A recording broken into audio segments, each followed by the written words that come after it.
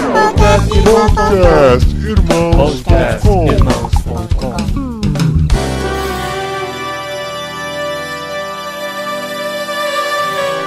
Olá, pessoas! Podcastirmãos.com de número 59 entrando no ar. Eu sou o Paulinho, estou aqui com o Juliano, que não tem muito problema com o sofrimento. Eu sou o Juliano e tô aqui com o Marcelo, que tem uma paixão secreta por tocar saxofone. Aqui é o Marcelo, estamos aqui com a Adriana, mais nova celebridade da internet. Olha, e eu sou a Adriana e estou aqui com o Fabrício, que sabe por que coisas ruins acontecem. A gente E vai eu ver. estou aqui com o senhor Paulinho, que acabou com seus sofrimentos casando com a Adri. Ou não. Muito Nunca se bem, sabe. estamos de volta com a nossa equipe completa e ainda com o Fabrício, que esteve no podcast anterior sobre médicos pra Gostou e falar. ficou, né? É, parece que já tá se sentindo de casa, vamos ver. E a gente vai falar sobre o problema do sofrimento, ou por que coisas ruins acontecem a pessoas boas, se Deus existe, e assim por diante. A gente vai tentar filosofar um pouquinho nesse podcast diferente daqui a pouco, depois dos recadinhos. Ficou bom? Ficou bom?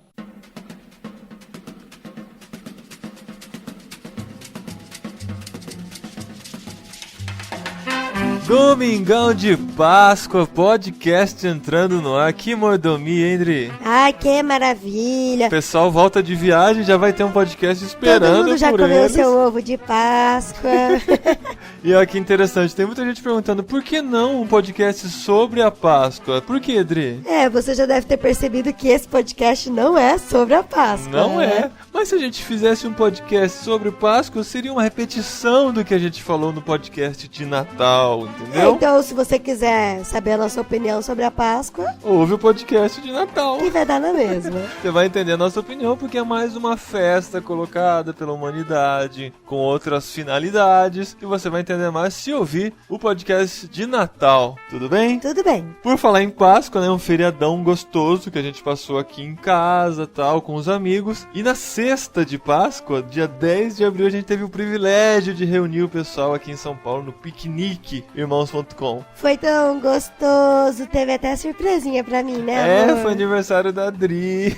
A gente fez uma surpresa pra ela. Foi muito legal. A gente quer aproveitar aqui a oportunidade pra agradecer todos que foram. Foi maravilhoso, todos vocês que foram. Pessoal novo que a gente conheceu aí. Valeu muito a pena. E falar pra você ficar ligado em irmãos.com, porque esse piquenique a gente resolveu agitar na semana que ele aconteceu. Então você que só ouve o podcast aí de São Paulo perdeu a oportunidade. Então acesse também irmãos.com e fique sabendo das novidades que tem por lá, né, Adri? Ah, isso aí, a gente sempre vai colocar alguma coisinha lá, né, amor? Mais um recadinho é o efeito estufa. Como a gente falou no podcast anterior, esse projeto de ensino bíblico à distância está um sucesso. Muita gente se inscreveu. A primeira turma já o pessoal tá. tá falando que tá gostando, que tá aprendendo muito. Tá mesmo. pegando fogo lá, tá bem legal. E a gente já abriu matrícula para a próxima turma, que começa no dia 4 de maio. Então se você perdeu a primeira, não perca essa segunda chance. É né? uma segunda chance realmente, porque vai começar do início, tá bom? Começa no dia 4 de maio, mas você tem pra se matricular até o dia 30 de abril. Então entra lá, www.efeitoestufa.net e faça sua matrícula. Maio! Podcast anterior, fizemos aquela experiência de falar sobre profissões e parece que o pessoal gostou, né, Lê? Muito legal. Estão pedindo aí a promoção de programador também, Profissão, né? a profissão de programador. Pois é, a gente viu o programador saindo do bueiro aí, né? De tanta gente que ouve o podcast, a gente já brincou sobre isso. Que programador é um cara ou uma menina, né? Que a gente viu que tem meninas programadoras que sentam na frente do computador o dia inteiro olhando códigos e letrinhas com fone de ouvido e consegue até se concentrar melhor. E tem muito programador que ouve os podcasts irmãos.com por causa disso. Olha que chique. Então, a gente pede pros programadores O se quê? manifestarem. Pois é, se tiver mais Escrevam outros aí, e-mails, porque daí quando a gente for fazer o podcast de programador, a gente lê seu avisa. e-mail. É, pode ser. É verdade, boa ideia. A gente não tinha nem combinado sobre isso. Mas se você tem história de programador pra contar, manda pra gente. Quando a gente fizer um podcast sobre isso, a gente lê cita sua a sua história história. também. Porque assim, eu tava conversando com o Marcelo, que também é programador, sobre isso. O que a gente vai falar? A gente chega de manhã, coloca o fone de ouvido resolvido, programa o dia inteiro, o programinha funciona ou não, a gente vai pra casa e boa, né? Talvez a gente não tenha muita história pra contar, mas se você que é um programador e quer compartilhar com a gente, mande aí a sua história que a gente fala no podcast bem lá pra frente sobre o programador também. E outras profissões vêm por aí também, porque o primeiro podcast foi bem legal, o pessoal gostou e vale a pena a gente falar mais sobre profissões. Vamos ler 2 e-mails que nós separamos aqui e o primeiro é bem especial, né, André? Oi, galera do Irmãos.com. Eu sou o Pedro, da cidade de Carangola, Minas Gerais. Olha, outro mineiro, né, amor? Como os mineiros escrevem pra gente. Tenho 11 anos. Olha que tchutchuco. 11 anos, nosso ouvinte de 11 anos, infanto juvenil Que aqui com a legal, gente. Pedro. Gosto muito dos podcasts. Tenho todos os podcasts baixados. Eu comecei a ouvir essa semana e desde lá só tem bênção no meu iPod Touch. Desculpa aí. Gosto muito do Paulinho de Gaspari. Obrigado. Eu também gosto. Depois eu dou um autógrafo pra você. Só que a minha preferida, escuta essa, é a Adriana. Não quero mais brincar de preferido. Eu não gosto de enviar e-mails e provavelmente nunca mais vou enviar outro. Ai, Pedro, que horror, por que não? Tá. Mas espero que esse fosse lido com carinho pelos meus podcasters preferidos. Queria que vocês me enviassem links de podcasts evangélicos. Por favor, faça um podcast falando sobre a profissão de jornalista, a profissão que eu quero fazer. Vai pra lista, vai pra A gente lista. coloca aí na sequência. E você pediu aí que a gente mande e-mail, né? Falando sobre outros podcasts evangélicos. A gente tem o Pode Ser, que a gente falou no podcast passado, que é o Podic, né? Talvez vocês não saibam digitar, que é o nome difícil que o Renato Cavaleiro inventou. Apesar de ser bem sacado, é difícil de dizer, assim. Então é Podic, né? P-O-D-C. Só isso, podc.com.br. Você vai ver inúmeros podcasts cristãos que estão pipocando aí pela internet. A gente aproveita aí, faz mais uma vez a divulgação do Pode Ser. E, né, sem esquecer... mês de abril. Nossa celebridade, nossa mais nova celebridade de Irmãos.com. amor. Adriana é a podcaster do mês Ai, do podser.com.br. Você entra Mas, lá, vê uma Renata, entrevista. abração pela essa homenagem e eu fiquei muito feliz, viu? Você vai ver uma entrevista com a Adri. Olha o nível de chiqueza dessa minha mulher, dando entrevistas pela internet. Entra lá, podser.com.br, faz o seu comentário lá também, né, na notícia. Você participa também desse novo portal aí que está divulgando os podcasts Muito cristãos joia, muito bacana a ideia, viu? pela internet. Próximo e-mail. Bem legal esse e-mail, dividido em tópicos, né? Como se fosse um eu vou falar programa. os tópicos. Oi, Paulinho. Oi, Adriana. Apresentação. Tudo bem com vocês? Espero que sim. Eu sou a Cris Salles, moro em Joinville, Santa Catarina e tenho 22 anos. Sou da Assembleia de Deus e também sou da área de informática. Trabalho com programação. Justificativas. Estou escrevendo porque eu preciso saber o significado do meu nome.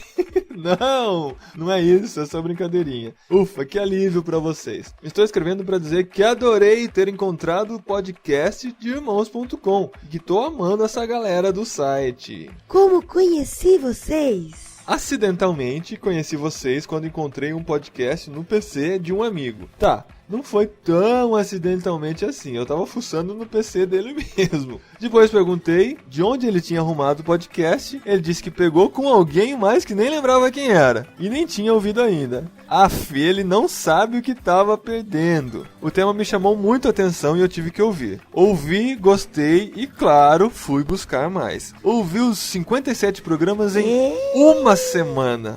Isso que eu nem moro em São Paulo e o trânsito aqui nem é tão lento assim. Achei o máximo, mas fiquei triste quando cheguei no último programa, porque ainda faltava uma semana pra vocês postarem o próximo. Conclusão, tô quase cometendo orcuticídio, porque o site de vocês é o máximo e realmente superou as minhas expectativas. Legal, Cris. Sobre o último podcast, Vida de Médico. O podcast Vida de Médico foi muito bacana, muito legal conhecer detalhes de uma profissão tão apreciada como essa. Parabéns pelos temas que vocês escolhem, sempre são muito legais. Ah, e claro, não poderia deixar de fazer uma pressãozinha básica para que um dos próximos programas seja sobre a nossa profissão, né? Elogios.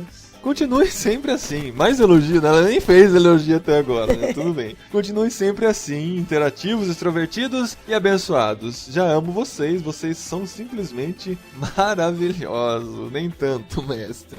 Despedida? Tomara que vocês não recebam nenhum e-mail de fora do Brasil essa semana, senão vocês não vão ler o meu. Tá aí, Cris, tá lido o seu. E Adriana, se o Paulinho falar que meu e-mail tá muito longo, você me defende, tá? Ah, vale a pena ler um e-mail desse que ele não enche, vai né? falar, ele não vai falar. Infla o nosso Mas eu ego, gostei, né? gostei do seu e-mail, viu, Cris? Muito legal. Afinal, nós mulheres temos uma necessidade de falar muito mais do que eles, é Ah, eu verdade. te falo uma coisa, quando a gente não fala, eles acham ruim, viu? Beijos, pessoas queridas, fiquem com Deus. A Cris Salles descobriu realmente o podcast há 2 semanas atrás aí. E ela começou a ouvir os antigos e foi comentando. Isso que a gente quer incentivar vocês, ouvintes, a Ai, fazerem. a gente sempre vê todos os comentários, viu? É, a gente fica esperando comentários novos nos podcasts. Então, se você descobriu, vamos supor, você descobriu Vou fazer uma suposição. uma suposição. Você descobriu o podcastirmãos.com nesse aqui, e nós vamos falar sobre sofrimento. Aí você fala, nossa, gostei desse podcast, eu vou ouvir os anteriores também. Você vai voltar lá no 1 ou vai pro anterior, de trás pra frente, que seja. Conforme você ouve, você entra lá no irmãos.com, dá um comente no post do podcast e deixa seu comentário pra gente saber que você tá ouvindo, que você tá achando dos programas antigos também, que é legal pra gente ter essa repercussão, esse feedback, como a Adri gosta de falar, pra gente fazer um follow-up do seu... Fala lá. Conforme você vai ouvindo aí. Beleza, gente? Espero que vocês curtam o podcast de hoje. Eu gostei demais. Mais um, assim, que me edificou bastante. Polêmico, não deixa de ser polêmico. Bem pensante, né? Pra amor? você ouvir mais de uma vez, com certeza. Tem muita coisa pra você refletir aí. E o Fabrício foi show de bola, né, Fabrício, já amigão nosso aí, participando bastante. Um abraço, Fabrício. Curtam aí o podcast. Chega de falar, pelo menos por hoje. Sim.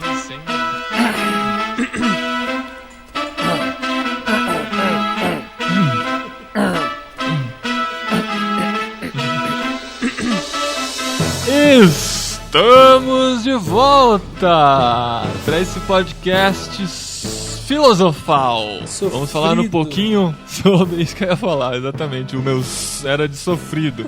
E a gente vai falar um pouquinho sobre o sofrimento. Uma questão tão polêmica, tão difícil de chegar a uma conclusão. A gente nem espera aqui chegar a uma conclusão, mas como a gente sempre fala, nós queremos fazer você pensar e raciocinar. Uma discussão muito antiga e muito presente hoje no nosso dia a dia, quando a gente fala de Deus, quando a gente fala do amor de Deus e da existência de Deus, sempre vem essa polêmica pergunta que é: se Deus existe, por que coisas ruins acontecem? Ou por que pessoas exemplares na sociedade, pessoas boas, conhecidas por sua bondade, enfrentam o sofrimento? E como você já percebeu, estamos aqui eu, a Adriana, o Juliano, o Marcelo e o Fabrício Valadão Batistoni para tentarmos discutir um pouquinho sobre o problema do sofrimento. Primo da Mariana Valadão. Primo terceiro ainda, rapaz. Tem um pouco no sangue aí, né? Você canta também, Oh. Fabrício? Ah, o meu canto mais bonito, né? Por falar em sofrimento, né? Eu ia perguntar, por falar em sofrimento, você chora também quando ministra? De vez em quando. Fabrício é emotivo, você tem que ver. É um cara... Oh, eu acho tão bonito o homem que chora. É. Eu acho que a maioria das pessoas não consegue entender muito bem a questão do sofrimento, porque parte da premissa de que crente não pode fazer pergunta, crente não pode questionar, crente recebeu na infância que eu não posso perguntar pra Deus por que eu tô sofrendo, porque eu tô sofrendo tem que ser assim mesmo. E vamos tocar o pau pra frente. E Na verdade, eu não posso perguntar pra Deus nada, né? Nada, Na verdade. nada. A gente Você não pode recebeu o kit questionar. fechado, É. praticamente a velha história do karma lá, do espírita, mas com uma cara meio que nova. Uhum. Mas agora, quando as pessoas não fazem perguntas, elas passam a não obter resposta. E quem tem muita pergunta na cabeça e não tem resposta, isso alguma hora vai fazer algum mal pra ele. Uhum. Né? E é aí que a gente vai tentar hoje dar uma abordada para ver se a gente consegue responder algumas perguntas referentes ao sofrimento. Eu acho que o emblema do sofrimento na Bíblia é a história de Jó. Pra quem não conhece, Jó foi um servo de Deus, justo e reto diante dos olhos de Deus e dos homens, que sofreu inúmeras aflições em sua vida, perdeu sua família, perdeu suas propriedades, perdeu muitos de seus amigos, e a grande questão é por que ele chegou a esse sofrimento. A gente vê que ele faz algumas perguntas para Deus também, né? Um monte. É Ele verdade. faz uma porção de perguntas. E o interessante é que Deus é tão sem educação com ele que não responde nenhuma. Faz outras, né? Né? Deus, Deus, em vez de responder a pergunta que ele fez, ele faz outras perguntas. Uhum. E é justamente o fato de Deus ter vindo ao encontro de Jó que é a grande resposta do sofrimento. É o que deixa Jó satisfeito, não foi nem as perguntas de Deus e muito menos a pergunta de Jó. Foi o fato de Deus ter ido encontrar com ele. Uhum. Tanto que a confissão final dele é a confissão assim... Não tem nada a ver com as questões, não tem nada a ver com os filhos que ele perdeu. A questão final, eu te conhecia de ouvir falar, mas agora os meus olhos te veem. Uhum. De um andar com Deus, ele conseguiu entender, pelo menos satisfatoriamente para a mente dele, né, o que é Deus, quem é Deus e qual é o propósito de Deus para nossa vida, né? Com certeza. Existe uma lógica que na verdade é um silogismo, que as pessoas dizem o seguinte, né? Deus é o autor de tudo que existe. O mal é algo que existe. Logo, Deus é o autor do mal. Uhum. E a gente tem na Bíblia, lá em Isaías 45:7, que Deus fala que ele é o criador do mal, né? Diz assim: eu formo a luz, eu crio as trevas, eu faço a paz, eu crio o mal, eu, o Senhor, faço todas essas coisas. Olha só que versículo interessante. Quer dizer, como conciliar isso? Porque realmente não tem nada que exista que não foi criado por Deus. Então Deus tem que ter criado o mal. Mas como conciliar a questão assim? Se Deus é bom, por que ele criou o mal? Porque as pessoas fazem essa confusão assim de luta de forças, sabe? Tipo o yin e yang, sei lá, o bem e o mal, que o mal não pode existir sem o bem não pode existir sem o mal. Equilíbrio. E não tem equilíbrio, porque Deus tá acima de todo equilíbrio. Esse é um dualismo que existe, que é a questão dos dois deuses. Isso é muito presente, por exemplo, no baixo espiritismo, onde o cara acha que para ele estar bem, ele tem que acender uma vela para Deus e outra pro diabo. Porque eles consideram o diabo ou as forças malignas como antideus. Só é negativo. Deus não tem um antideus. Cristo tem um anticristo, os anjos têm os demônios, têm os seus arquétipos e os seus protótipos e que se bate e rebate, para não ser os nomes direito, mas Deus não existe um antideus. O diabo não é antideus, ele nunca foi. Só que o que ele tenta fazer é tentar iludir as pessoas de forma que alguns pensam que ele é um Deus do mal. Então, na verdade, todo mal que existe pode ser visto, como Isaías diz, né, como fruto da soberania de Deus absoluta, e que Deus não perdeu a soberania sob o controle do mal nunca. E Deus tem as rédeas da nossa história, desde o início até o fim. Então, assim, não tem aquela coisa de achar assim que parte da minha história está na mão do capeta, parte da minha história está na mão de Deus. Não, a minha história inteira está na mão de Deus. O bem e o mal que me acontece que Deus permite que ele aconteça. Agora, o grande segredo é encontrar um significado nisso. Eu estou atualmente participando de um fórum de discussão lá na IBAB, que o tema é exatamente esse. Achei bem legal, uma coincidência muito bacana. E tudo se baseia, esse fórum, no paradoxo de Epicuro. Por isso que eu estava demorando para falar, tava procurando isso aqui na internet, para não falar errado. Uhum. Que é mais ou menos o seguinte: Deus, ele é onisciente, onipotente e ele é bom. Só que se ele for totalmente bom, por que ele deixa as pessoas sofrerem? E a sugestão é a seguinte, que Deus ou ele não é todo poderoso, ou ele não é totalmente bom. Ou ele não é todo poderoso, tem um pouco de poder, só que ele é bom, ele luta por nós, assim, ou ele não tem tanta bondade assim, porque ele mesmo criou o mal e ele não tá muito ligando pra gente. E essa pergunta é muito complicada, assim. Eu até agora não tenho nenhuma resposta para isso. Mas quem parece que responde isso dentro da filosofia é o primeiro filósofo cristão conhecido, que é Agostinho. Sim, muitas pessoas tentaram ele resolve isso com a frase assim: se Deus é o maior de todos os deuses, ele não permitiria que nenhum tipo de mal existisse em sua obra, a menos que a sua onipotência fosse tão grande que promovesse o bem mesmo a partir do mal.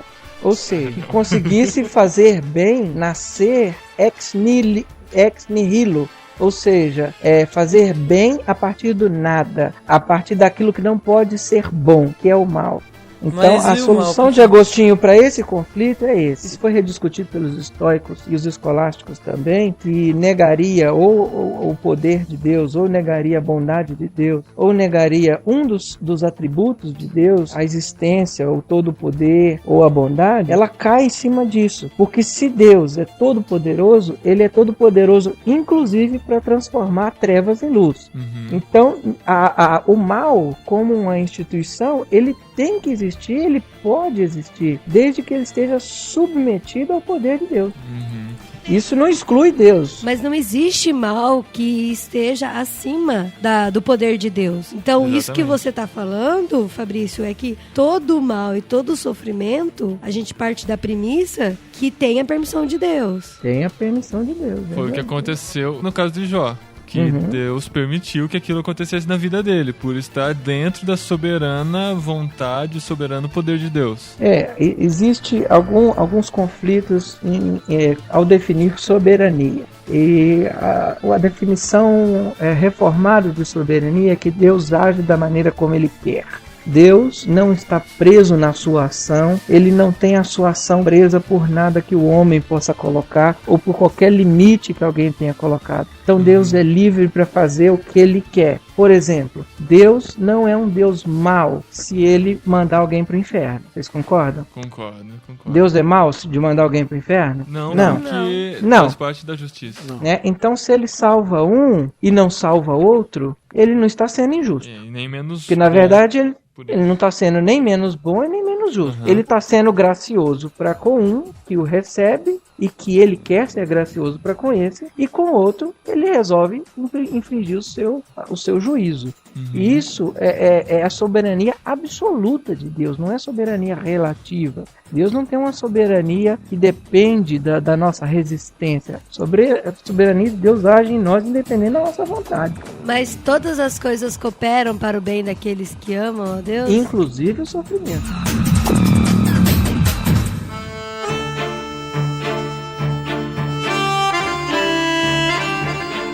Então, mas deixa eu falar uma coisa. Cara, pode colocar um será nisso tudo, assim? Pode, manda ver. Porque assim, o mal existir, com todo o cuidado do mundo eu tô falando isso, mas o mal existir não é uma coisa boa, cara. Que óbvio, né? Mas por que Deus deixou isso chegar pra gente, sabe? Essa pergunta não tá respondida através disso que você falou. Então quer dizer que Deus não é totalmente bom, é isso? Não, mas nós temos que tentar interpretar por outros sentidos também. Tudo que é bom, que foi criado, que existe no planeta, veio de Deus. Não existe nada bom, nada legal, que não proceda da graça comum de Deus. Então nós podemos aprender com a filosofia, podemos aprender com a literatura. Vou te dar um exemplo. Você lembra muito bem dos contos de fadas. Aí você imagina a Rapunzel com aquela cabeleira, morando no alto da torre. O bendito do príncipe matou 5 dragão, passou por 50 e tantos tigres, o cara tá baforado, ele tá todo estrupiado, ele tá manco porque alguém deu um pontapé nele, ele tá fedendo. Claro que ninguém luta com isso de um dia pro outro. Ele tá catingando, ele tá com CC, ele tá podre. Aí ele chega na beirada da torre, Rapunzel joga suas tranças. A pobre coitada da menina tem que aguentar o peso do cara estrupiado, fazendo rapel na cabeça dela, e chegando lá em cima, e ainda querer casar com ela e ainda curtir a lua de mel. Bom, os contos de fada, de uma maneira geral, mostram brigas e brigas e brigas e brigas e brigas e brigas, só que o cara não se lembra de todo o sofrimento que ele passou, a partir do momento que ele tem nas suas mãos o objeto do desejo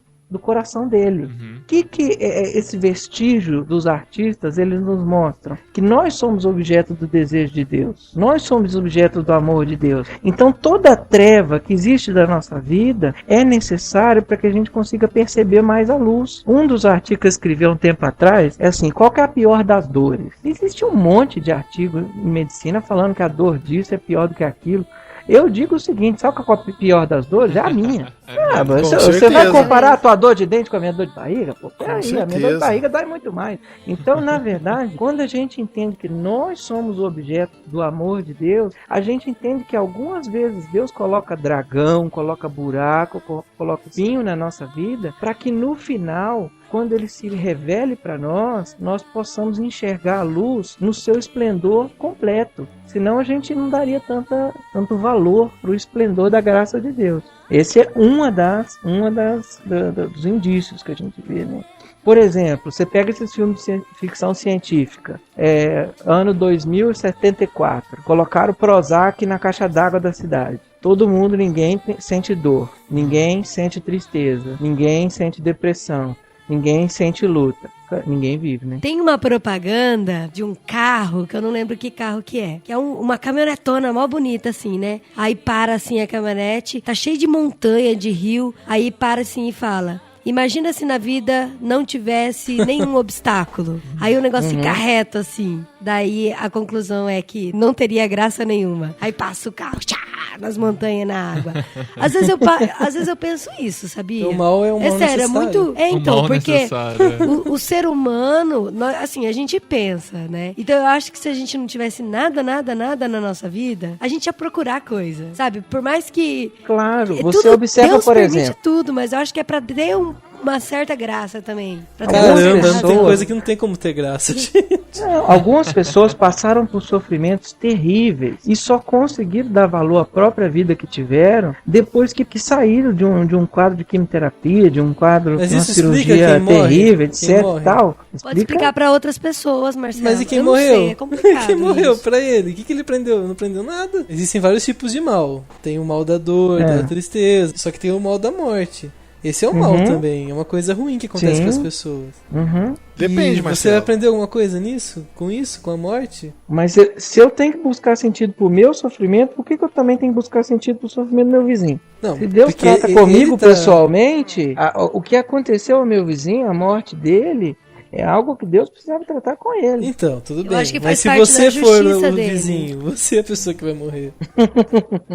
Eu vou tratar com Deus isso. Eu queria só voltar um pouquinho naquele ponto que a gente tinha começado, para falar sobre a questão do mal. Tem algumas passagens aqui que falam sobre o mal e fala sobre o sofrimento. Por exemplo, 1 Samuel 16:23 diz assim, ó: e sucedia que, quando o espírito mal da parte de Deus vinha sobre Saul, Davi tomava a harpa e a tocava com a sua mão. Então Saul sentia alívio e se achava melhor, e o espírito mal se retirava dele. Quer dizer, aqui diz o quê? Um espírito mal da parte de Deus. Literalmente, é algo assim. Tem um espírito mal algo que Deus assim. Fica guiando, assim. Então, e tem gente que usa esse versículo até para falar que musicoterapia é uma coisa da Bíblia, né? Porque Davi tocava a harpa e melhorava. E voltando um pouquinho na questão de Jó, eu queria ler aqui também Jó 1, de 6 a 8, que tem uma questão muito interessante. Diz assim, ó: e num dia em que os filhos de Deus vieram apresentar-se perante o Senhor, veio também Satanás entre eles. Então o Senhor disse a Satanás: de onde vens? E Satanás respondeu ao Senhor e disse: de rodear a terra e passear por ela. E disse o Senhor a Satanás: observaste tu a meu servo Jó?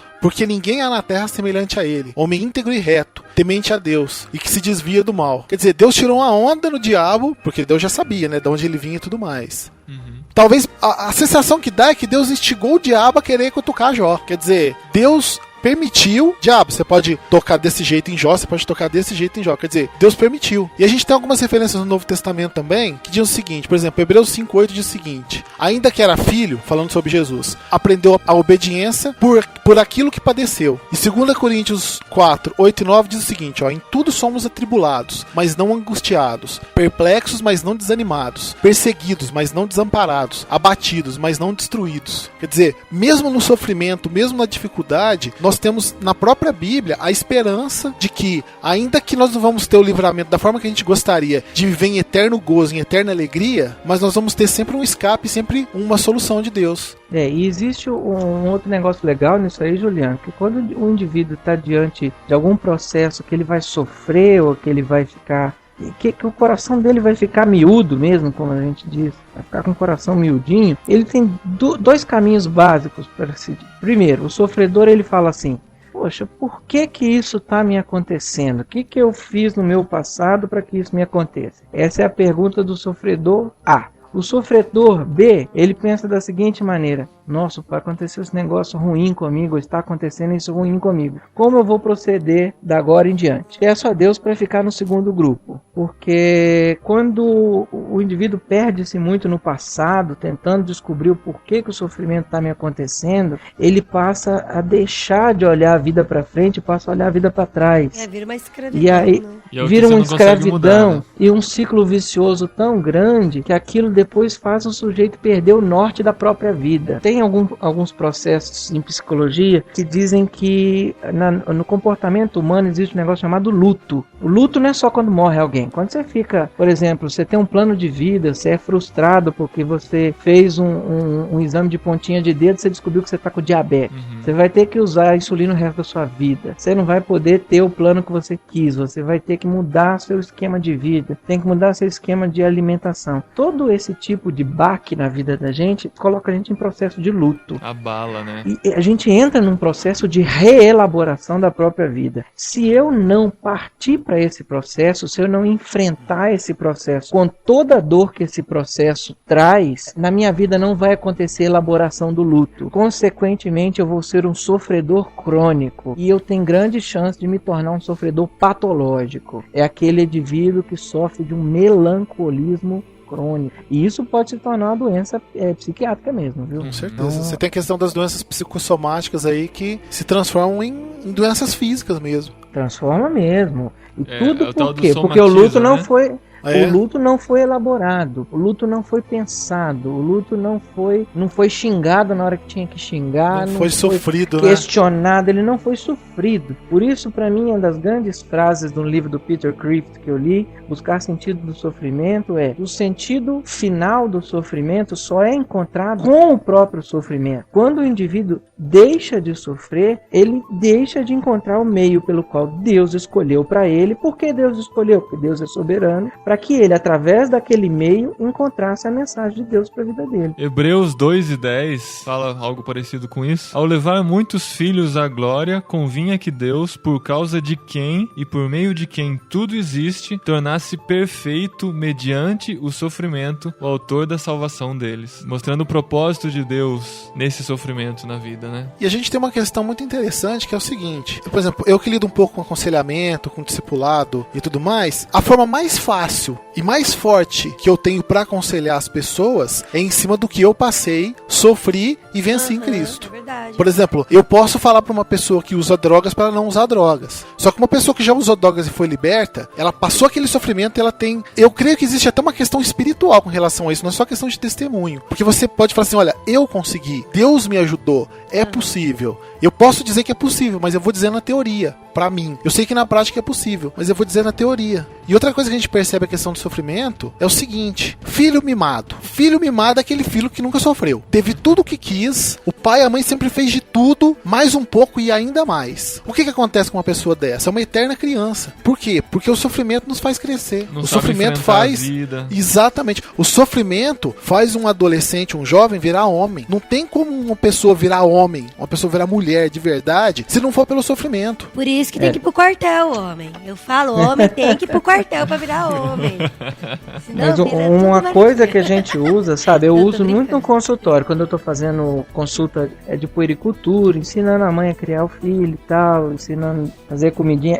Pediatra tem que ensinar a fazer comidinha. Bom, a gente fala, mamãe, a criança tem que aprender a ouvir o não. E os pais têm um erro, e aí eu gostaria que todo mundo que estivesse escutando aprendesse isso. Criança não tem maturidade para negociar. Criança é criança, é um ser imaturo. Então aquela história assim, neném, come um pratinho de papá que o papai vai dar um danoninho pra você depois. Não, que negociação é essa? Você tá negociando com um ser absolutamente que não tem maturidade. Numa coisa eu falo assim, bonitinho, vou come aqui essa rúcula aqui que eu vou te dar a chave do carro depois. Né? Então assim... Tá ensinando o moleque a ser um corrupto. Você tá ensinando a criança a se vender, você tá negociando com uma criança que não tem. Então, vamos comer, neném? Mas eu não queria. Por que você não quer comer? Porque eu sou o papai, você é a criança. Tem algumas coisas que tem que ser dessa maneira. Por exemplo, a criança tá lá fazendo birra. Mas é porque eu queria subir lá no alto da escada. Não, você não vai subir na escada. Não, você não vai subir na escada, porque senão você vai rolar, vai sofrer um traumatismo craniano, o seu cérebro vai espatifar pela escada fora, não dará tempo de eu chegar ao hospital, depois terei que limpar a escada dos restos mortais, e vou ter que comprar um caixão de criança é muito caro, depois vou ter que comprar um lote no Parque da Saudade para poder sepultá-lo. Não, pai nenhum faz isso. Menino, não sobe na escada. Ponto final. Por quê? Porque eu sou o pai. E às vezes algumas coisas no nosso sofrimento estão relacionadas com isso. E nós só vamos descobrir a importância daquele sofrimento anos mais tarde, tempos mais tarde, ou até mesmo somente na eternidade. Porque Deus fez a gente passar por aquilo para nos ensinar algo que às vezes nem mesmo nós vamos tomar consciência que nós aprendemos aquela lição. Mas aquela lição foi importante para redundar não só no nosso crescimento, mas para redundar na glória de Deus. A nossa vida, a obra de Deus na nossa vida, não é só para a nossa alegria, mas é para a glória dele.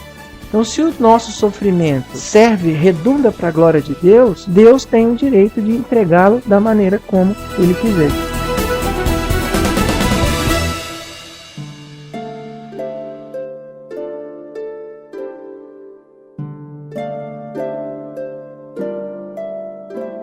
Tem uma história interessante com relação ao sofrimento. Tem uma colega minha que ela fazia uns 3 anos que estava tentando engravidar, né? Aí ela engravidou, ficou super feliz e tal, o marido estava viajando, aí ela contou pro marido pelo telefone, aí a gente combinou de encontrar ele no aeroporto, a gente reuniu todo mundo pra fazer cartaz, os meninos iam comprar charuto, sapatinho pra receber o papai no aeroporto. Na noite que ele estava chegando no aeroporto, ela passou mal, foi pro hospital, foi constatado que era uma gravidez tubária e estava na trompa mesmo, né? A gravidez dela foi na trompa e aí arrebentou a trompa, ela perdeu uma trompa, perdeu o bebê, teve que sofrer uma cirurgia, passou mal pra caramba e ficou lá no hospital. Muito mal, muito mal. Pra ela foi um sofrimento horrível. E aí nós fomos visitar ela no hospital. Eu lembrei que tinha uma amiga minha na igreja que tinha passado pela mesma coisa que ela, há uns 5 anos atrás. E aí eu falei, vou levar essa minha amiga da igreja, né? Porque às vezes, como as duas passaram pela mesma coisa, pode ser que uma pode ajudar a outra. E realmente foi isso que aconteceu. A minha outra amiga que tinha passado há uns 5, 6 anos atrás esse mesmo problema, ela falou que olhando você hoje, assim, hoje eu entendo por que eu passei por isso. Que é pra estar aqui do seu lado, pra falar que Deus é um Deus poderoso, de que Ele tem o poder sim sobre o sofrimento, mas Ele também tem o poder de restaurar e de operar um milagre na sua vida. E assim, eu achei muito interessante que ela conseguiu ver isso através do sofrimento. E a menina que tava lá no hospital, internada, ela até agradeceu, assim, ela falou, nossa, eu tô muito feliz, Dri, porque você trouxe ela pra vir falar comigo, porque senão eu não conseguiria passar por isso. Então assim, às vezes a gente enxerga uns 5, 6 anos depois, né, o sofrimento. Muito, ou às vezes nunca enxerga, Adri. Por exemplo, a dor do sofrimento de um filho, às vezes um filho super amoroso, aquele filho que sempre te deu orgulho, etc., nunca vai ser superada, a não ser quando chegar lá na eternidade e Deus, às vezes, te mostrar o teu filho, ou Deus mostrar uma pessoa que através do teu testemunho depois foi alcançada pelo Evangelho. Mas precisava Deus ter usado uma escola tão dura? Precisava. Por que ele precisava? Porque ele é Deus, ele é soberano. Ele escolhe os meios que ele quer. Então assim, quem conheceu a mente do nosso Senhor? Quem perscrutou e que pode chegar naquilo que Deus tem sonhado para nós? Nós não sabemos. O que a gente sabe, e a gente sabe isso não através da razão somente, mas através da fé, Deus é bom, Deus é todo poderoso, Deus é justo e o mal existe. Essas afirmações, contestá-las com a razão é fácil, mas contestá-las à luz das Escrituras é difícil, porque todas elas são bíblicas. Deus existe, Deus é onipotente, Deus é bom demais e o mal existe. Ou nós temos que aprender a conciliar o problema do mal com a bondade, do poder e da existência de Deus, ou nós jamais vamos aprender a sofrer na presença de Deus. Talvez uma passagem que possa assim nos ajudar. 1 Coríntios 10:13 diz o seguinte: não veio sobre vós tentação senão humana, mas fiel é Deus, que não vos deixará tentar acima do que podeis, antes com a tentação dará também um escape, para que possais suportar. Quer dizer, quando a gente está sofrendo, nós temos muitas tentações de abandonar Cristo, a tentação de, se matar, ou qualquer outra coisa. E a Bíblia dá essa certeza pra gente, de que Deus permite essa tentação, que pode vir através do sofrimento, através de outras coisas, mas ele sempre vai nos dar um escape. E isso é o que a maioria dos cristãos acho que não conseguem entender, sabe? Porque quando eles entram num problema, a visão é tão egoísta, é tanto para si mesma e não para Deus, que eu não vou aguentar. Aí a gente vê, por exemplo, casais que têm problemas no casamento, que em vez de colocar o casamento diante de Deus, tenta resolver e por fim se separa. É um exemplo assim básico que acontece. Pais que deixam de dar educação para os filhos porque falam, eu não aguento mais meu filho fazer tal coisa, sabe? Pessoas que abandonam o caminho de Deus porque em vez de esperar em Deus, elas estão sofrendo e elas querem uma solução rápida. Quer transformar Deus em bombeiro, quer transformar Deus em banqueiro, ou no Silvio Santos, que joga aviãozinho de dinheiro, alguma coisa desse tipo, sabe? E não conseguem esperar em Cristo. Isso é um problema muito sério. Isso tem levado muitas pessoas a se afastarem de Cristo. O problema também é que as pessoas partem da premissa de que elas têm que ser felizes, né? Da forma delas. Sabe, eu fui feita pra ser feliz. Todo mundo merece ser feliz. Todo mundo é filho de Deus. Tá feliz.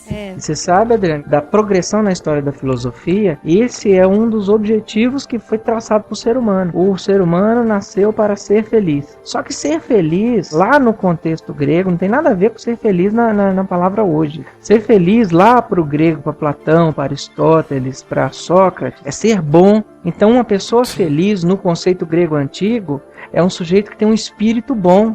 E aí vem mais pra frente Platão e dá uma ideia legal, a ideia do sumo bom, que quer dizer, é o cara que é bom mais do que todo bom possível, né? E aí vem o cristianismo e mostra que esse bom, acima de todo bom possível, é aquele que se tornou a palavra, lá em João 1:1. Que palavra é essa? A palavra é a mesma da tradução da Septuaginta de Gênesis 1:2, aquela que bota a ordem no mundo sem forma e vazio. Quando a gente entende que ser feliz é ser bom, e ser bom só é possível quando eu estou naquele que é o melhor de todos, eu aprendo que para eu sofrer e para eu crescer, eu tenho que estar nesse bom, mesmo que esse bom me faça sofrer. Se for para o meu bem, se for para o meu crescimento, se for para que cada dia eu me pareça mais com esse sumo bono, eu vou estar submetido a esse sofrimento. Esse sofrimento não é para o meu mal, esse sofrimento é para o meu bem. E assim, uma outra frase que o Crift me deu, assim, maravilhosa, foi que às vezes Deus não vem tirar as nossas lágrimas, mas Ele vem sofrer junto com a gente, Ele vem chorar junto. Não tem coisa que me irrita mais, às vezes, quando eu vou a um velório de alguém querido e tudo, e vejo um João sem braço, um espírito de porco, falando assim, não, mas você não pode chorar assim não, mas isso vai ser bom pra você. Não, você tem que chorar, cara. Você não pode negar que a morte é ruim, que a morte é mal, ou que a doença vai te fazer ficar chateado, ou que o teu marido que tá te abandonando no casamento tá fazendo alguma coisa certa. Fala, não, ele tá certo mesmo, Deus vai me fazer alguma coisa. Quer dizer, eu estou negando a realidade do mal. Eu não posso negar a realidade do mal. O mal existe. Só que eu tenho que dizer, Deus, vem chorar comigo, chora ao meu lado. O choro não vai deixar de ser doído, não vai deixar de ser choroso, mas nós vamos ter a companhia do sumo bono do nosso lado. Esse que é o grande segredo do sofrimento. O sofrimento luto, por si só tem que viver o luto. O sofrimento por si só o sofrimento do ser humano não é capaz de dar significado nenhum se não for sofrido na presença daquele que bota a ordem no caos. Se eu não sofrer em Cristo, aquele sofrimento não vai significar nada. Mas se eu resolvo sofrer com Cristo ao meu lado, Ele pode entregar. Eu entrego meu sofrimento para Ele, eu sofro nele para a glória dele. Quando eu faço essa entrega total, eu digo, olha, eu abro mão até de obter explicações. Quando essa entrega é dessa maneira, Senhor, eu não preciso de ter explicações. O Senhor veio ao meu encontro. Como Jó fez. Jó fez um monte de perguntas. Deus veio e devolveu um monte de perguntas. Aí Jó, em vez de fazer uma réplica, Senhor, antes meus olhos conheciam de ouvir falar, mas agora meus olhos te veem. Jó abriu mão das respostas porque ele estava na presença de Deus. E aí o grande heroísmo de Jó não está no entendimento, está na fé. Esse que é a coqueluche, a ideia do sofrimento. Fazer sentido na vida do indivíduo só é possível quando eu abro mão não das respostas, porque Deus vai nos dar a resposta na eternidade. Todos nós vamos ter resposta, mas eu abro mão da minha necessidade de resposta. Eu abro mão do meu ego, eu abro mão do meu autocontrole, eu abro mão da minha vontade de ser atendido, da minha vontade de não sentir dor, da minha vontade de não ficar sufocado quando o meu filho está com dor de cabeça, dor de barriga, ou quando ele está morrendo numa mesa de câncer. Quando eu abro mão da explicação disso e entrego o meu sofrimento para Deus, aí ele encontra sentido. E aí o texto de Jeremias, ele brilha no na nossa mente. Buscar-me-eis e me achareis, quando me buscarem de todo o coração. E assim, eu acho que o sentimento maior em relação ao sofrimento, eu já vivi perda de parentes próximos, de amigos íntimos, já vivi crianças saudáveis que começaram a sangrar o nariz 7 horas da manhã, 7 horas da noite eu coloquei na UTI porque estava com leucemia, sendo diagnosticado com pneumonia. Eu já vi crianças com um monte de doença diferente, mas também já vi Deus operar grandes obras, né? O sofrimento por si só, ele não vai trazer significado para ninguém, a não ser que ele seja sofrido em Cristo. E o sofrimento vindo de uma consequência de um pecado, ele é importante acontecer por causa da justiça de Deus. Sim, Deus não pode deixar de cumprir a sua justiça. Desde que a gente entenda que a condenação final do nosso pecado está entregue em Cristo. Quando Jesus está lá na cruz e ele brada, Deus meu, por que me desamparaste? Aquilo ali, uma das interpretações mais lindas que eu já vi, é que Deus é santo, Deus não contempla, Deus vira os olhos quando ele vê o pecado. Deus não deseja, ele não quer, ele deliberadamente vira o seu rosto para o pecado. E naquele momento em que Jesus dá aquele brado, é justamente o momento em que Deus olha para Cristo e contempla em Cristo o meu pecado. Você falou que Deus também faz grandes obras, né? E só queria contar que nessa história que a Adri relatou dos nossos amigos que tiveram problema na gravidez, o médico, depois de analisar ela, viu que na outra trompa também tinha um problema muito sério e aconselhou eles a não tentarem mais, podia ser prejudicial à saúde, até à vida dela, né?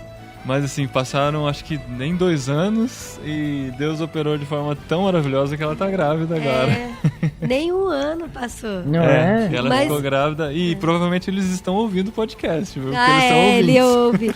Então, Muito o mais legal é que assim, ela falou que a outra trompa dela era meio torta e aí provavelmente ia fecundar de novo na trompa. Só que aí fecundou, só que aí escorregou e caiu no útero. Daí hoje tá no útero, ela tá grávida de 3 meses. Mas isso também não quer dizer que Deus vai fazer isso em todos os casos, né? Deus trata cada caso individualmente, cada um tem o seu propósito específico.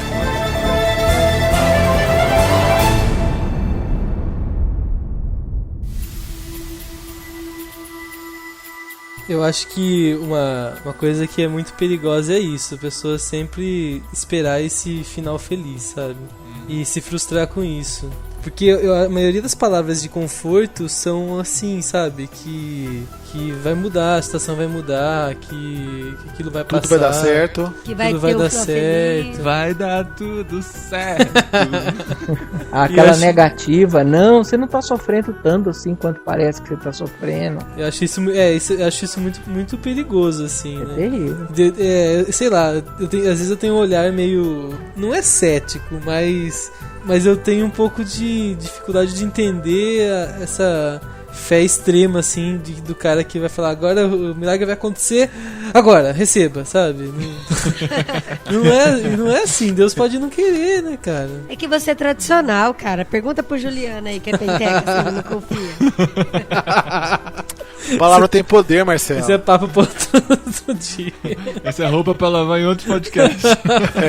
Você sabe que tem um negócio assim, uma outra frase do espírito de porco que é malvado, assim. Deus me coloca em provação porque ele sabe que eu sou forte e essa provação é pra me mostrar que eu já sou forte, que existe uma força em mim. Pô, peraí, então isso quer dizer que se eu fosse fraco eu não estaria sofrendo.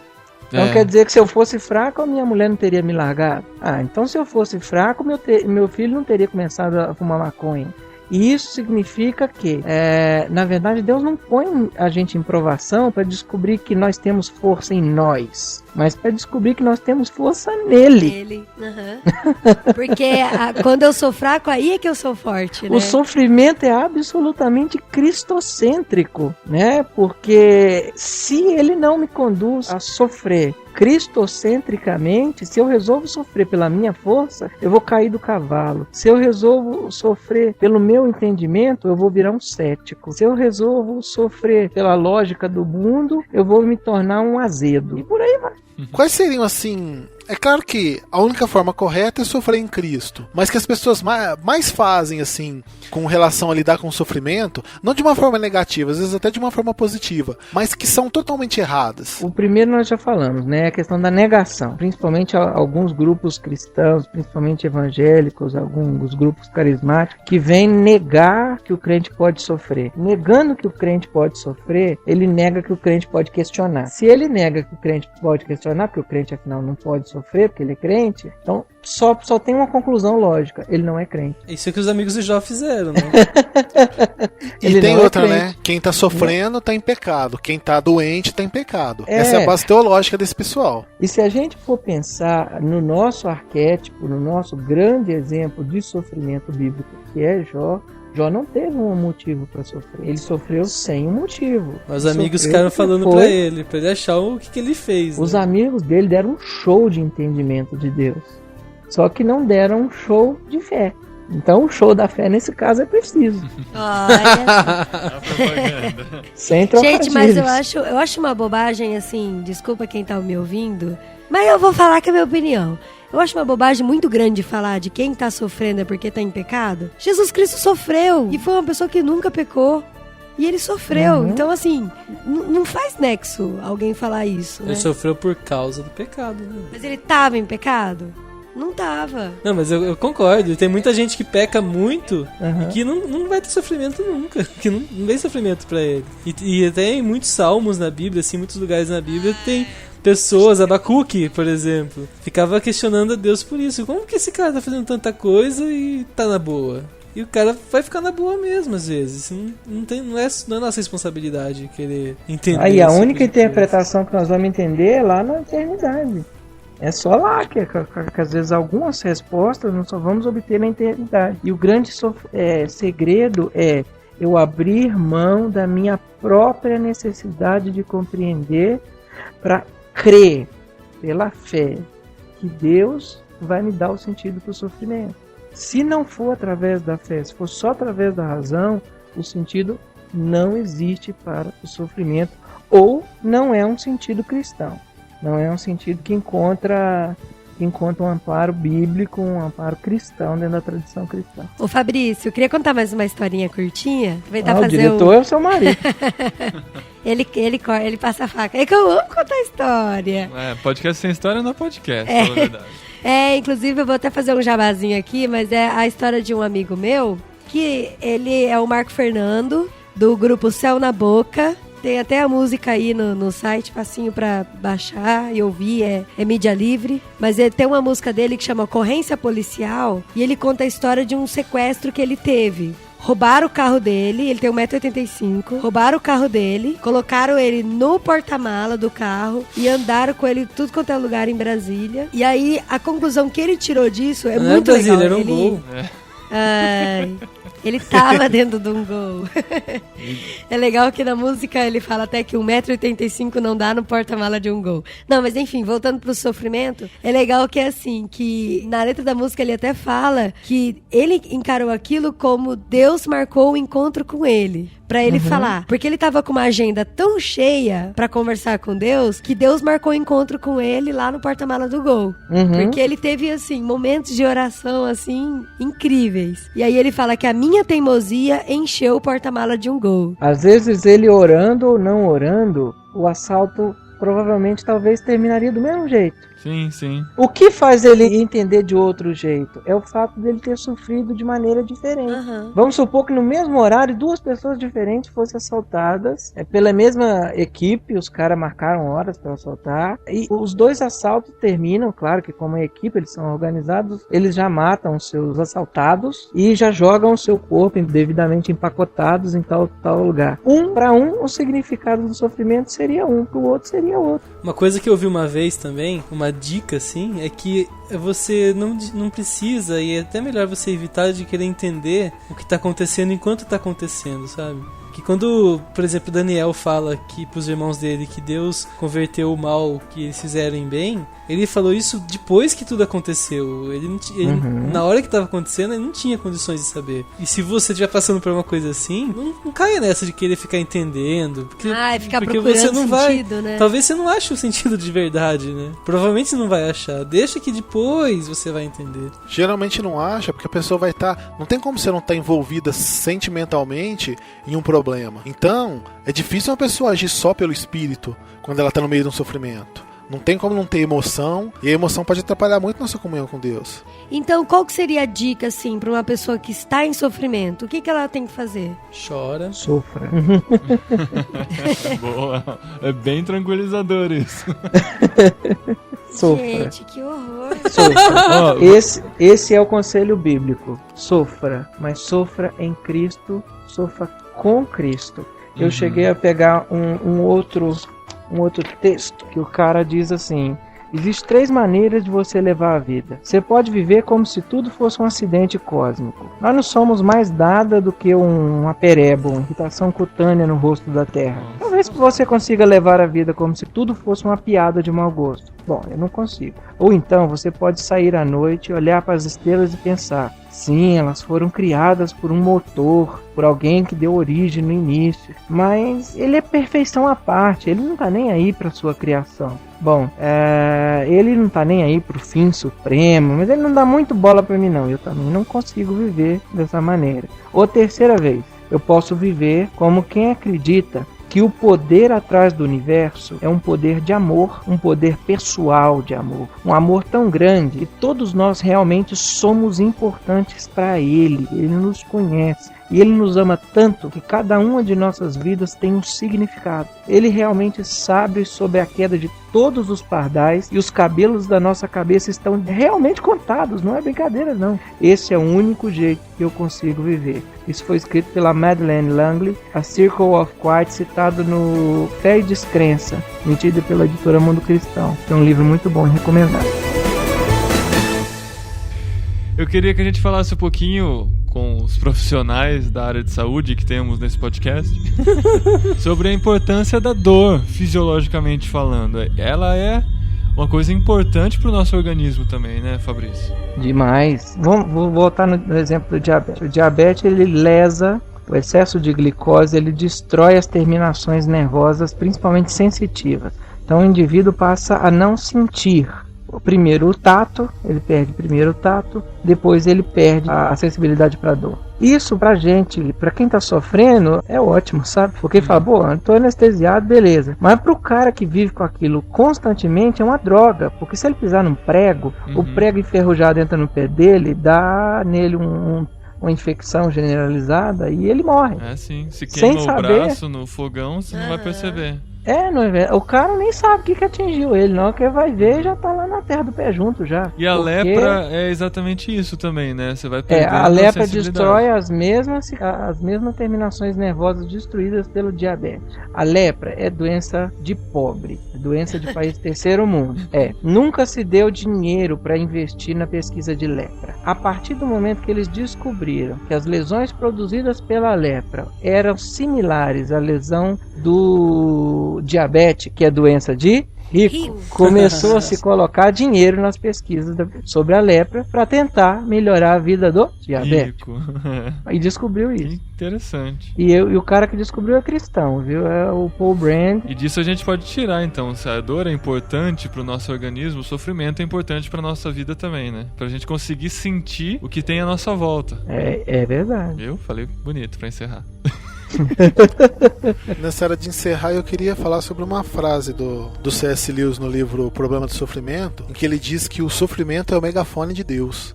Eu acho maravilhoso, tremendo isso. Deus nos sussurra em nossos prazeres, fala em nossa consciência, mas brada em nosso sofrimento. O sofrimento é o megafone de Deus para despertar o surdo. Saiu uma reportagem recente nos Estados Unidos que depois da criação da fluoxetina, que é o Prozac, a taxa de suicídios nos Estados Unidos aumentou enormemente. E aí o pessoal ficou se perguntando por que esse suicídio aumentou. O que aconteceu? O pessoal que estava muito deprimido, que estava sofrendo muito, o cara não tinha força nem para se matar. Aí quando você deu uma pílula para ele criou coragem. E aí ele se matou sorrindo, né? A resolução para o sofrimento não é a pílula, porque ele se matou. Então a resolução do nosso sofrimento não acaba só se a gente for fazer uma psicoterapia, ou se a gente for fazer só uma caminhada, ou mudar. Tem gente que perde o filho, quer mudar de casa, quer mudar de cidade e tal. A resolução do sofrimento não é tão simples como algumas pessoas, inclusive a ciência, estão tentando fazer. Ela é um problema que, se não envolver a fé, ela não tem resolução.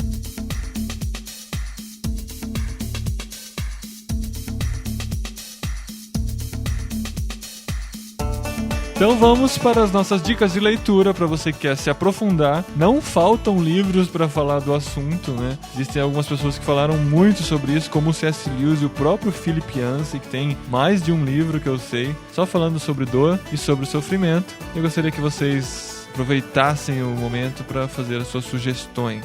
Eu indico Onde Está Deus Quando Chega a Dor, do Philip Yancey. Você já leu, né? Tô vendo aqui no PowerPoint. Tá vendo na pauta, né? Marcelo. Bom, deixa eu ver o que eu indico. Tem um livro muito bom do Philip Yancey, A Dádiva da Dor, que fala exatamente... Você tá rindo por quê? Ele fala exatamente sobre essa questão da importância da dor na vida do ser humano e, por tabela, também fala do sofrimento. Eu posso falar porque eu li O Problema do Sofrimento, do C.S. Lewis. É um livro muito bom, um pouco complicado de entender. Denso, né? Como todo livro do C.S. Lewis. É um livro denso, né? Eu queria mandar um abraço pro Marcão da Colunete aí, falar pra ele ler o livro do C.S. Lewis, que é muito bom. Mas realmente ele é um livro assim, tem pessoas que vêm falar de problema de sofrimento, acham que é um livro de autoajuda que vai resolver, e ele logo no começo do livro ele já fala que aquilo lá não é um livro de autoajuda, que ele não vai tratar de como sair do sofrimento, mas para a pessoa entender o problema do sofrimento. É muito bom o livro. Bom, eu quero indicar um livro que eu não li. Mas a sua filha de número 17 leu? Não, eu não li, mas conta a história mais ou menos de uma pessoa que a gente conhece também, que tem uma missionária com a gente na CEPAL, a Raquel. Ela tem uma irmã que ela tem problema desde quando nasceu, assim, tem problema no intestino, já sofreu várias vezes com isso. E a mãe dela, a Deborah Cornfield, ela escreveu um livro sobre a filha dela. Então o nome do livro é Caris, a história de uma mãe e a luta de sua filha. É um livro da editora Mundo Cristão, e eu queria até ler, assim, um pedacinho. Fala assim: o objetivo deste relato, né, o objetivo deste livro é honrar e adorar a Deus e dar testemunho daquilo que Ele tem feito por mim. Se a história que vou lhe contar levá-lo a confiar em Deus e adorá-lo dentro de sua própria história, o esforço necessário para a tal terá valido a pena. Então, assim, eu recomendo, apesar de não ter lido, mas eu já conheço a história dela, a gente já acompanhou muito aí, e eu acredito que vai fazer diferença na vida de todo mundo, assim. E o Fabrício, que leu os livros, vai poder indicar um. Pior pra ele, porque assim, eu não indiquei e eu não li, tô indicando. Se a pessoa não gostar, eu falo, enfim, eu não li, né? Olha, pra quem tá passando problema agora, tal, quando a vida nos machuca, do Philip Yancey vai te dar uma ajuda pra levantar. É bom a gente levantar e tal. Quando a gente questiona o sentido do sofrimento, 3 livros vêm à tona. O clássico do Harold Kushner, Quando Coisas Ruins Acontecem com Pessoas Boas. Apesar da conclusão dele ser absolutamente errada e anticristã, porque ele nega a bondade de Deus, no final, o jeito que ele conta a história de trajetória do filho dele que perdeu e a busca dele do sentido de sofrimento vão trazer conforto para muitas pessoas. Então só não leu o último capítulo, né? Não, mas vale bem pra ler. Quando a gente lê, a gente não precisa ter medo de livros. Se você lê diante da presença de Deus, não tem problema nenhum, Deus vai dar esclarecimento. Certo. O Peter Kreeft é um filósofo católico, cara muito bom, e ele escreveu Buscar Sentido no Sofrimento, editora Loyola. Esse livro é formidável e a conclusão dele é absolutamente cristã. Não tem nada, não tem espinho nenhum para você arrancar, não. Você pode ler tranquilo, que vai ajudar bastante. O livro A Cabana é um romance que mostra a história de um pai inconformado com a perda da sua filhinha de forma muito trágica, o sequestro dela, e ele corre atrás de respostas e ele acaba tendo um encontro com o próprio Deus. Claro que é um encontro fictício, mas ele começa a dialogar com Deus e nesse diálogo ele começa a descobrir algumas respostas que não passam necessariamente pelas respostas, sabe? O protagonista do livro, Deus não dá pra ele respostas, faz mais ou menos assim do jeito que nós falamos aqui, sabe? Então vale a pena você ler o livro. Esse tem espinho, viu? É igual comer traíra, é uma delícia, mas tem espinho. Então toma cuidado na hora de você ler. E uma curiosidade é que vai ter o filme baseado nesse livro ainda esse então ano, eu preciso ler. Você vai ler legenda só, né, Marcelo? Só ler. Baseado em livro, geralmente.